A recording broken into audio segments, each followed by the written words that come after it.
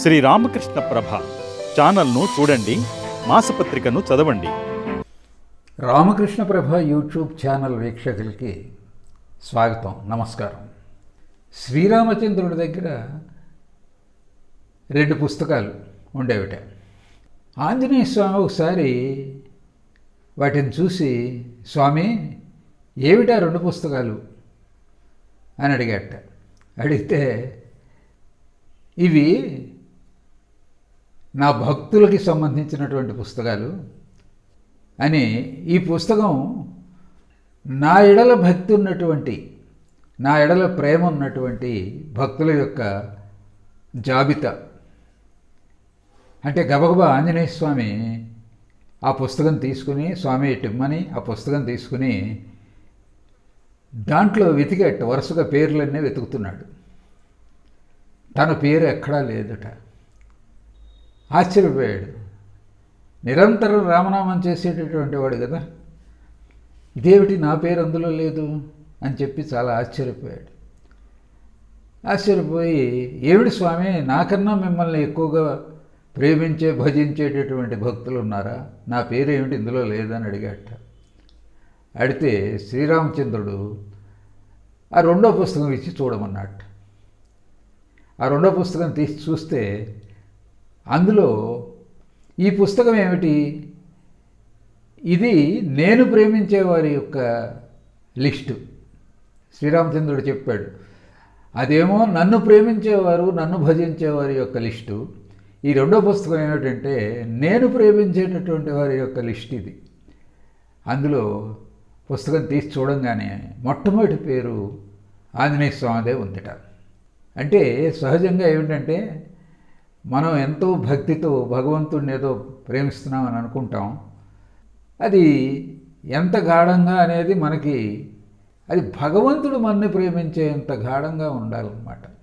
భక్తుడు భగవంతుడిని ప్రేమించటం, భజించటం అనేది విషయం. రామకృష్ణ వారు చెప్తారు, భగవంతుడిని ప్రేమించాలి, భగవంతుడిని ప్రేమించినప్పుడే ఆయన యొక్క సాక్షాత్కారం నీకు లభిస్తుంది అని చెప్తారు. సరే, ఇట్లాంటిది ఒక చిన్న ఉదాహరణ. అంటే భగవంతుడు భక్తుడిని ప్రేమించేటటువంటి సంఘటన. ఇది రామకృష్ణ వారి అన్నగారి కూతురైనటువంటి లక్ష్మీదేవి చెప్పినటువంటి ఉదంతం. ఓసారి రామకృష్ణ వారి భక్తుడైనటువంటి బలరాం బోసు సకుటుంబంగా భార్యా పిల్లలతో సహా దక్షిణేశ్వరానికి రామకృష్ణ వారిని దర్శించడానికి వచ్చాట. వచ్చి కాసేపు ఉండి మధ్యాహ్నం వరకు ఆయనతో గడిపి తిరుగు ప్రయాణమై కలకత్తాకి పడవలో వెళుతున్నాడు గంగానది మీద. రామకృష్ణ వారు బయటకు వచ్చి ఆ చాందిని ఘట్టం దాకా వచ్చి ఆ పడవ వెళుతూ ఉండగా అక్కడే నిలబడి చూస్తున్నారట. ఆ బలరాం మీద ఉన్నటువంటి ప్రేమ అట్లాంటిది అనమాట. కొంత దూరం పడవ వెళ్ళగానే ఇంతలో కారుమబ్బులు కమ్మి తుఫాను వాతావరణం ప్రారంభమైందట. దాంతో ఈయన చాలా ఆందోళన పడటం మొదలుపెట్టారు రామకృష్ణ వారు. అటు ఇటు పచారులు చేస్తున్నారు. పచారులు చేస్తూ చాలా ఆందోళనగా ఉన్నారు.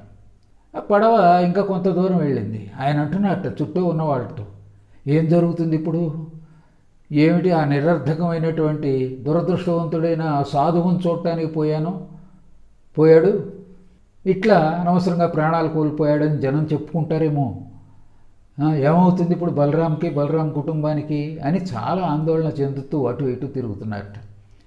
సరే, ఇలా పడవ వెళుతూ మెల్లగా ఆ కనుచూపు మేర దాటిపోయింది.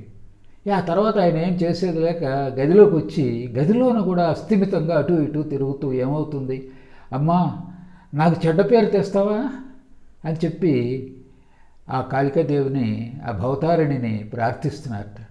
ఈ ఆందోళన అంతా చూసి యోగిన్ ఆ వెంటనే ఒక బండి మాట్లాడుకుని అక్కడి నుంచి కలకత్తాకు వెళ్ళి చూసి వచ్చి మళ్ళీ చెప్పాట రామకృష్ణ వారికి, ఏం పర్వాలేదండి, ఆయన చక్కగా క్షేమంగా ఇంటికి చేరుకున్నారు సకుటుంబంగా అని. అప్పటికి కానీ రామకృష్ణ వారి ఆందోళన తగ్గలేదట. అంటే భగవంతుడు భక్తుడి కోసం ఎలా బాధ్యత పడతాడు అనేది. అలాగే బలరాం భార్యకి ఒకసారి చాలా జబ్బు చేసిందిట. చేసినప్పుడు ఆయన శారదాదేవితో అన్నారట రామకృష్ణ వారు, నువ్వు వెళ్ళి ఆమెను చూసిరా, ఆమెకు చాలా జబ్బు చేసింది అని అంటే ఆవిడ వాహనం ఏది లేదు కదా, మరి నేను ఎట్లా వెళ్ళేది అందట. అంటే ఆయన, ఏమిటి బలరాం భార్యను చూడటానికి వాహనం కావాలా నీకు, నడిచి వెళ్ళి చూసిరా అన్నారట. అంటే నిజమైనటువంటి